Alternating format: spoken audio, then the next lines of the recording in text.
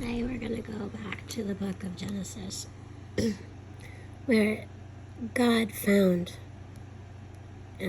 find Noah perfect, okay? But this is genealogy of Noah. Noah was a just man, perfect in his generations. Noah walked with God. Okay, so Noah's line was not tainted by the fallen angels. Okay? Now, during Noah's time, the sons of God saw the daughters of men, that they were beautiful, and they took wives for themselves of all they chose. Now, in order for fallen angels to take women, okay, I'm sure that you can understand what the word took means. They didn't marry them, they took them, okay? They had sex with women, the fallen angels. Now, a spirit from one realm to the next. So the fallen angels came down from heaven.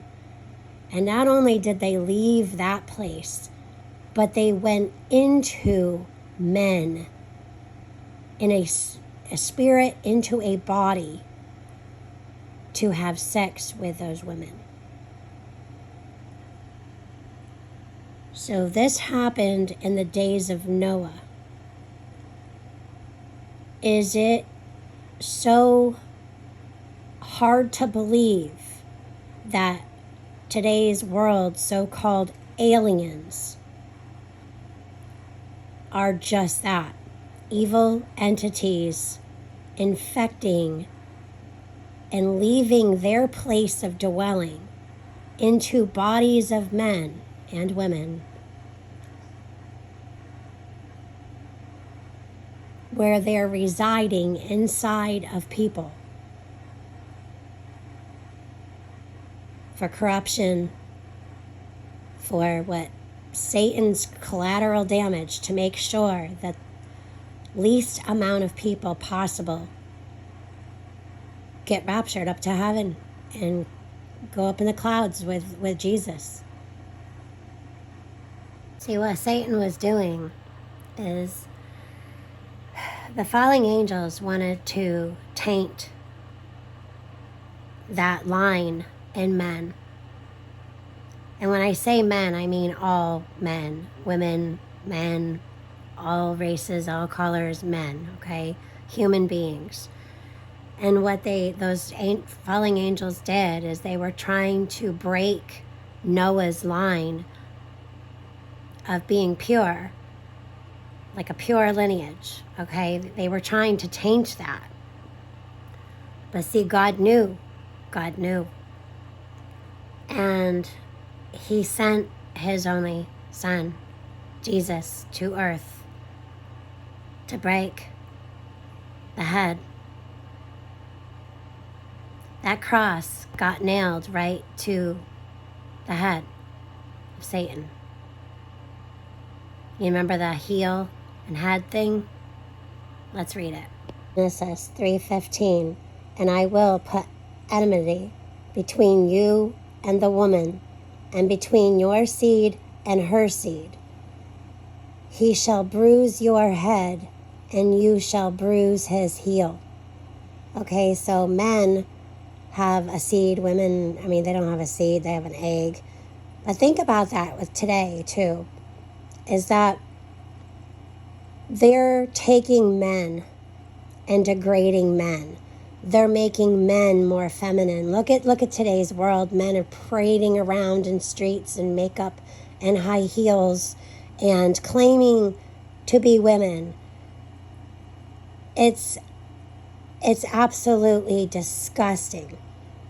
So in Genesis 6:4, there were giants on earth in those days, and also afterward, when the sons of God came in to their daughters of men, and they bore children to them. Those were the mighty men who were of old, men of renown. Then the Lord saw that the wickedness of men was great in the earth, and that every intent of the thoughts of his heart was only evil continually. And the Lord was sorry that he had made man on earth, and he was grieved in his heart. You hear that? God was grieved in his heart. So the Lord said, I will destroy man who I have created from the face of the earth, both man and beast, creeping thing and bird of the air, for I am sorry that I have made them. And then there was Noah. Think about this time too, where the falling angels came down and took women to try to corrupt what God had created. And you think about the time of Noah, where God had created a flood and wiped out all these people and other living things, animals and creeping things, okay? God left us with a promise rainbow that he would never do that again. And these people, the abomination, used that very same rainbow on a flag for their disgusting ways. Their pride flag. Pride, first of all. And a rainbow that they've twisted around.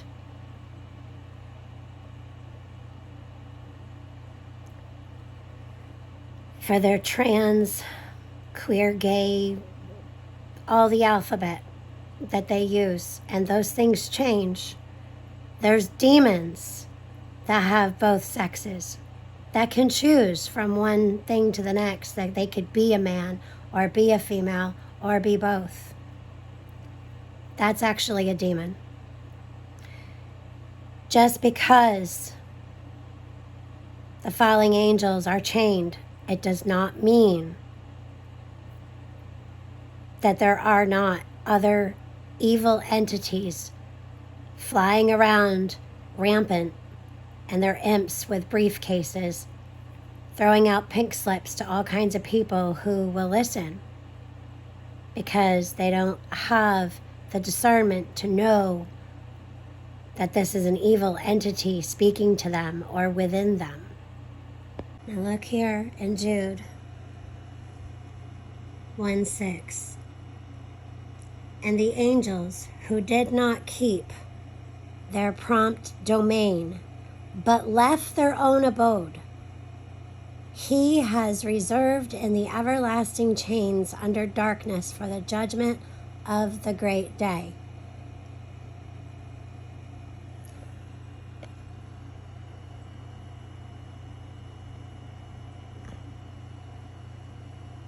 So the sons of God, the falling angels, okay, who did not keep their proper domain, but left their own abode, okay, so they left the heavens,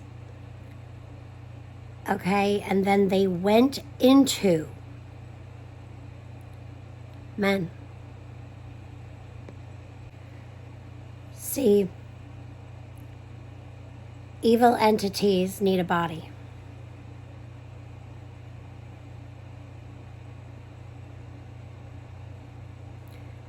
Likewise, also, these dreamers defile the flesh, reject authority, and speak evil. So we have all this evidence now. America, the Pentagon, military, they have all this evidence of ships in the water, ships coming out of the water, ships going in the water, ships in the sky, ships coming out of mountains. And people say, and it's caught on video, many witnesses watch these so-called ships, okay? What if they're not ships? But anyways, and even if they are, how do they defy natural movement? It'll be here, and then it'll move here. It'll stand on end. It defies what scientists call physics, okay? How does that happen? How does one object move to the point where you can't see it and it ends up way over here, miles and miles away in an instant?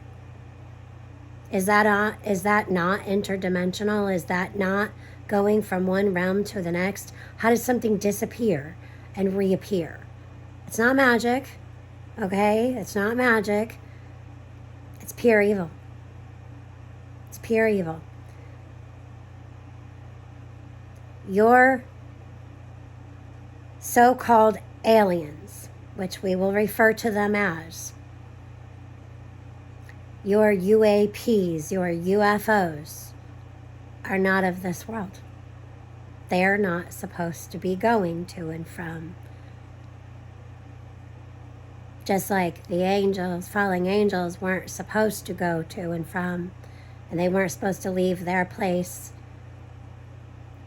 and then leave their body, their spiritual place to go into humans. Do you guys understand? This isn't what's supposed to happen. This is not what God intended. So these aliens that appear, disappear, reappear, these abductions, these encounters, same thing. Same thing. They are evil entities that humans are having encounters with. Now I wanted to read something else about flesh. Flesh, in the ethical sense, is the whole natural or unregenerated man. Spirit, soul, and body as centered upon self, prone to sin, and opposed to God. Okay, so the regenerate man is not in the flesh, but in the sphere of the spirit. All right?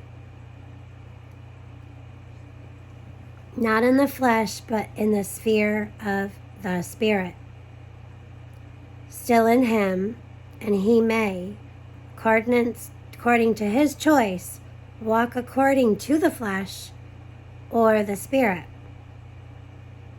Now, your spirit and your soul, you may hear about them being separately, but you can't have a spirit without a soul. You can't have a soul without a spirit. So it's one, you can't have one without the other. Now your body, when you pass, your body stays here on earth and does what it does. You know, whether you get cremated, buried in the ground, I mean, now they have all these other things that you can do, but whatever you do, when you die, your spirit and soul go to heaven. I want all of you to, if you can, read Ephesians.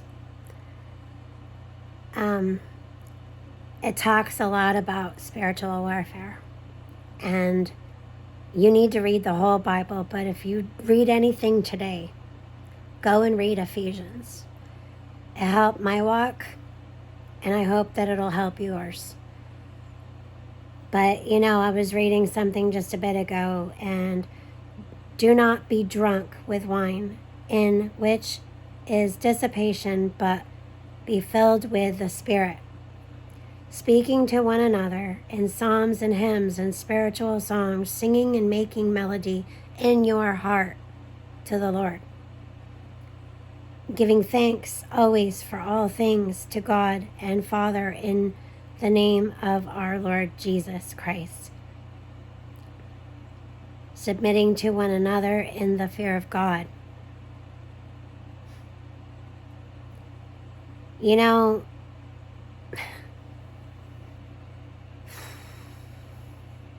There's a lot in Ephesians that I could get into and spend weeks on, honestly.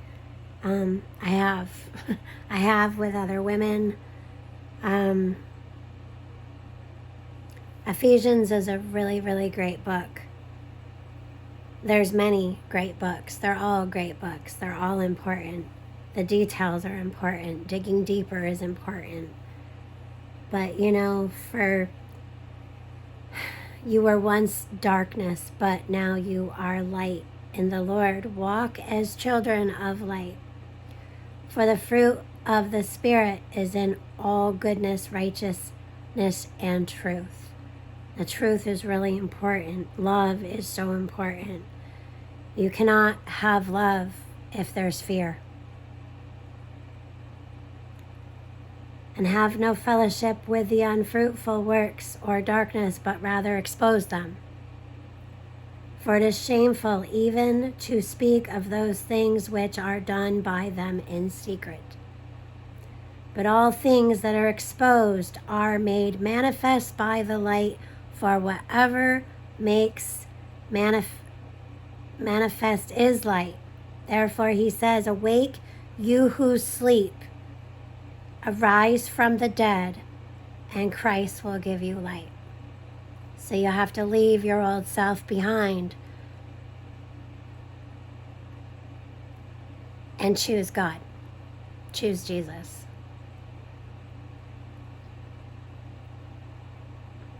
And you can get baptized and you can decide, but you really have to decide in your heart. And this whole thing about free will and you have a choice to be good or evil or this, that, the other thing, we are all born in sin. We're all born of sin. All of us. God created us to be something greater. But God chooses who goes to heaven. Just because you're a good person does not get you in heaven. It does not. Only through him. Only through Jesus Christ of Nazareth.